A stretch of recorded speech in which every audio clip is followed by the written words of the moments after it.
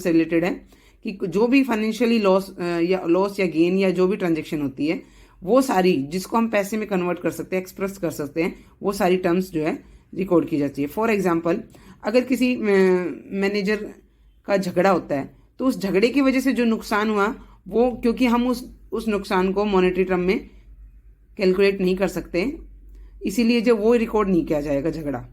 लेकिन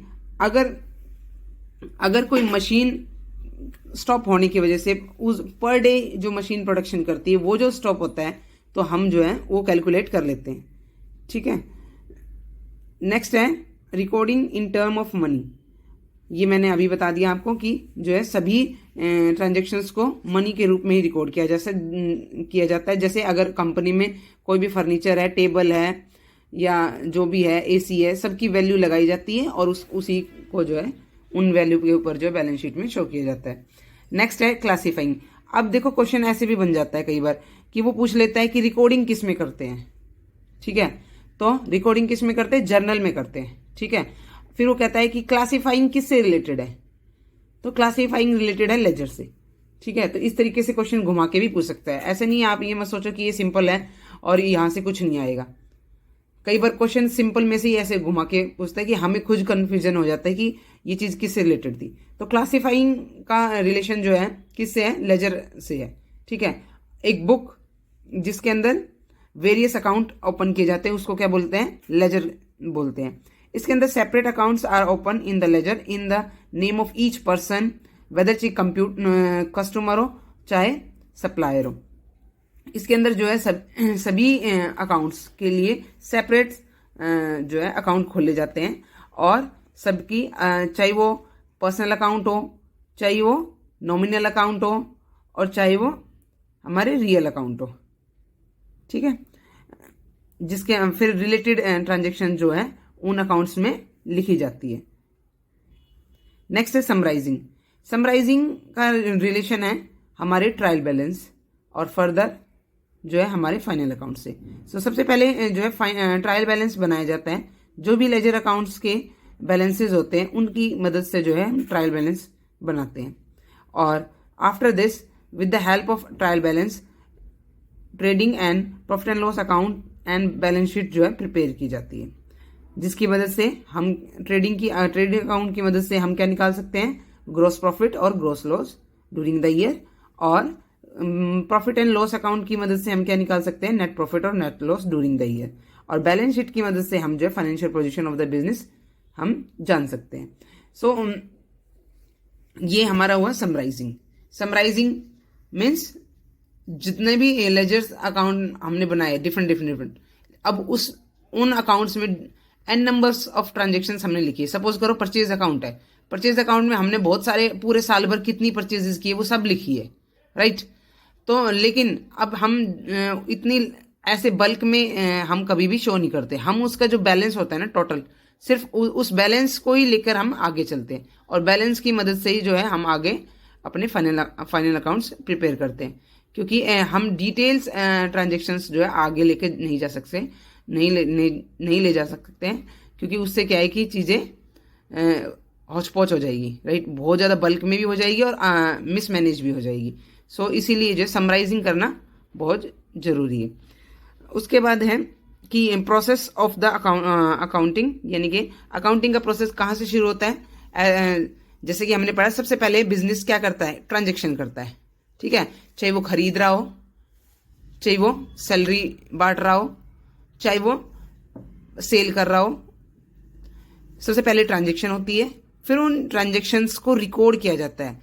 अब record depend करता है कि छोटा बिजनेस है तो एक ही बुक में रिकॉर्ड हो जाएगा, बड़ा बिजनेस है तो हम जो है ये जर्नल जिस first primary book of recording बोलते हैं जिसको, इसको जो है हम फर्दर 3 टाइप्स की जर्नल्स में डिवाइड कर देते हैं अलग अलग, क्योंकि वहां पर ट्रांजेक्शन्स लार्ज अमाउंट में होती है, तो इसीलिए लार्ज नंबर ऑफ ट्रांजेक्शन्स होती है इसीलिए। तो स्मॉल बिजनेस के लिए हम एक जर्नल बुक यूज करते हैं। लाइक एक कोई शॉप है तो उसके लिए एक रजिस्टर सफिशिएंट है। लेकिन अगर कोई बड़ी कंपनी है तो उसके लिए एक रजिस्टर सफिशिएंट नहीं है। तो जर्नल और सब्सिडरी बुक्स ये सेम ही काम करती है। तो फर्स्ट जो है ट्रांजेक्शन होती है, ट्रांजेक्शन्स जो है रिकॉर्ड की जाती है जर्नल में, और जर्नल जो है 8 टाइप्स की भी हो सकती है, जिसके अंदर है हमारी cash book, purchase book, sales book, purchase return book, sales return book, BR bills receivable books, bills payable book और जर्नल प्रॉपर। सो इनके बारे में हम थोड़ा आगे पढ़ेंगे कि कैश से रिलेटेड जो जितनी भी ट्रांजेक्शन है सारी कैश बुक में रिकॉर्ड की जाती है। परचेज बुक में जितनी भी उधार परचेजेज होती है वो सारी इसमें की जाती है रिकॉर्ड। सेल्स बुक में जितनी भी उधार सेल्स होती है हमारी वो इसमें रिकॉर्ड की जाती है। और से परचेज रिटर्न बुक में जितने भी उधार परचेजेस की थी और उनका रिटर्न हुआ है वो रिकॉर्ड की जाती है। सेल्स रिटर्न बुक में जितनी भी उधार सेल्स की थी उनकी रिटर्न जो भी आई है वो रिकॉर्ड की जाती है। और बिल्स रिसीवेबल बुक में जितने भी हमें BR रिसीव हुए थे बिल्स रिसीवेबल वो सारे इसके अंदर रिकॉर्ड किए जाते हैं। लाइकवाइज बिल्स पेबल में जितने भी हमें बिल्स पेबल करने हैं उधार पेमेंट करनी है जिनकी भी, वो सारी इसमें रिकॉर्ड की जाती है ट्रांजेक्शन। और जनरल प्रॉपर्टी यानी कि रेस्ट ऑफ जो भी कोई भी उधार हमने या तो फिक्स एसेट्स खरीदी है या फिर कुछ और है वो इसमें रिकॉर्ड किया जाता है, ठीक है, लाइक ड्राइंग वगैरह। देन है लेजर। अब अब जर्नल की मदद से जो है सेपरेट अकाउंट्स क्रिएट किए जाते हैं, ठीक है, उसको बोलते हैं लेजर। लेजर में अब अकाउंट्स क्रिएट करते हैं। तो अब आपको ये ध्यान रखना है कि एक अकाउंट, अगर आपसे कोई क्वेश्चन पूछता है कि परचेज बुक और परचेज अकाउंट में क्या डिफरेंस है, सो डिफरेंस ये दोनों में क्या डिफरेंस है, दोनों में डिफरेंस है कि परचेज बुक में सिर्फ क्रेडिट परचेजेस आएंगी, राइट, लेकिन परचेज अकाउंट में कैश परचेजेस प्लस में क्रेडिट परचेजेस दोनों आएंगी, ठीक है, ये भी क्वेश्चन बनता है। सो उसके बाद हम लेजर बनाएंगे, जर्नल के बाद लेजर, इनके सभी के सेपरेट अकाउंट्स। देन सभी के बैलेंसेस, जो भी अकाउंट जितने भी अकाउंट बनेंगे लेजर में उनके बैलेंसेस को यूज करके हम ट्रायल बैलेंसेस बनाएंगे, ट्रायल बैलेंस बनाएंगे स्टेटमेंट। उसके बाद जो है हम फाइनल अकाउंट्स बनाएंगे। तो ये उसके बाद ये सर्कल जो है ऐसे ही चलता रहता है। उसके बाद फिर ट्रांजेक्शन होंगी, फिर हम जर्नल बनाएंगे, जर्नल में रिकॉर्ड करेंगे, फिर हम लेजर अकाउंट मेंटेन करेंगे, फिर हम ट्रायल बैलेंस स्टेटमेंट फिर बनाएंगे, फिर उसके बाद फिर हम फाइनल स्टेटमेंट बनाएंगे। सो आज जो टॉपिक हमने किया है ये अकाउंटिंग और फीचर्स ऑफ अकाउंटिंग हमने किए हैं। तो ये 5 फीचर्स हो गए, यानी कि सबसे पहले आर्ट और साइंस कहलाती है हमारी अकाउंटिंग, दूसरा कि recording of financial transactions only, और तीसरा in term of money, recording जो है मनी के टर्म में की जाएंगी, नॉन मॉनेटरी आइटम्स इग्नोर की जाती है। और उसके बाद है क्लासीफाइंग, मैंने बताया क्लासीफाइंग का रिलेशन किससे है, लेजर से है, और समराइजिंग का रिलेशन किससे, ट्रायल बैलेंस और फाइनल अकाउंट से है। तो ये सर्कल जो हमारा ऐसे चलता रहता है। उसके बाद हम इंटरप्रिटेशन और कम्युनिकेशन भी करते हैं। इंटरप्रिटेशन में क्या होता है, इंटरप्रिटेशन में जो भी हमारे फाइनल अकाउंट्स प्रिपेयर किए हैं उनकी मदद से जो है हम फर्दर इंफॉर्मेशन निकालते हैं। लाइक आप जब लाइक रेशो एनालाइज करके हम रेशियोज निकालते हैं, डिफरेंट रेशियोज निकालते हैं कि solvency ratio, debt equity ratio, right, ये लिक्विड करंट रेशो, ये जितनी भी रेशियोज रहते हैं ये सारी इनकी मदद से, फाइनल अकाउंट की मदद से ही निकाली जाती है। क्योंकि जो भी हम रेशियोज निकालते हैं, जो भी हम क्या बोलते हैं कॉमन साइज स्टेटमेंट वगैरह बनाते हैं या फिर कंपैरेटिव स्टेटमेंट बनाते हैं, ये सब जो भी हम इंटरप्रिटेशन करते हैं ये सब के फाइनल अकाउंट्स की मदद से करते हैं। आपने ध्यान दिया हो तो कि इनके अंदर जितनी भी आइटम्स यूज करते हैं हम या तो प्रॉफिट एंड लॉस अकाउंट की यूज करते हैं या फिर हम बैलेंस शीट के आइटम्स को यूज करके ही हम जो है ये सारी इंटरप्रिटेशन करते हैं।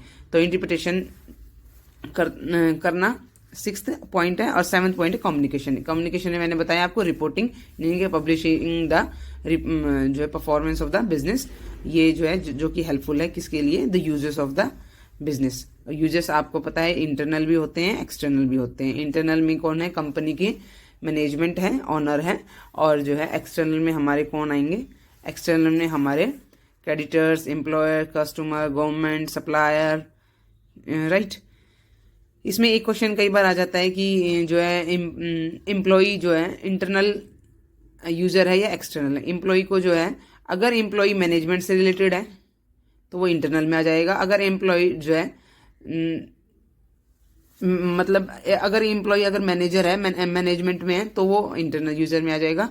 अगर एम्प्लॉय जो है नॉर्मल एम्प्लॉय वर्ड दिया गया है तो वो एक्सटर्नल में आ जाएगा, राइट। आई होप आज का ये टॉपिक आप लोगों को समझ में आए। अगर कोई मिस्टेक हो गई हो तो मतलब स्लिप ऑफ टंग हो गई तो उसके लिए सॉरी, क्योंकि ये मेरी फर्स्ट रिकॉर्डिंग थी। आगे भी हम फर्दर इसी तरीके से जो है धीरे धीरे हम कवर करेंगे। लेकिन किसी भी टॉपिक को इजी समझ के उसको ओवर कॉन्फिडेंस में स्किप मत करना।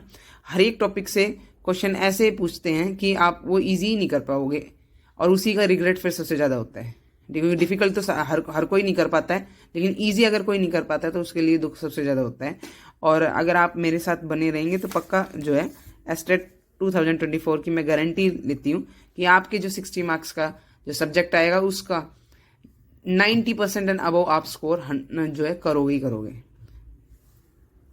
थैंक यू गाइज, मिलती हूँ नेक्स्ट वीडियो में।